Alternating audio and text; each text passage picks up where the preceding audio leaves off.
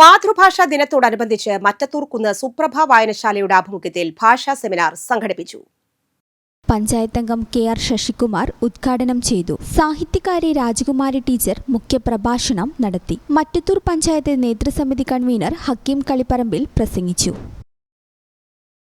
ലോക മാതൃഭാഷാ ദിനം എന്ന് പറയുമ്പോൾ മാതൃഭാഷ അല്ലെങ്കിൽ ഭാഷ എന്ന് പറയുമ്പോൾ തീർച്ചയായിട്ടും നമ്മളുടെ ഒരു വ്യക്തി എന്ന് പറയുന്നത്, ഒരു മനുഷ്യൻ എന്ന് പറയുന്നത് ഭാഷയുമായി അങ്ങേയറ്റം ഇഴചേർന്നിരിക്കുന്ന ഒരു പ്രതിഭാസം തന്നെയാണ്.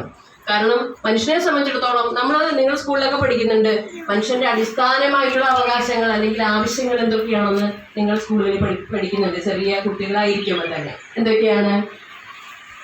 ആഹാരം, വസ്ത്രം, പാർപ്പിടം എന്നൊക്കെ പറഞ്ഞ് നമ്മൾ പഠിക്കാറുണ്ട്.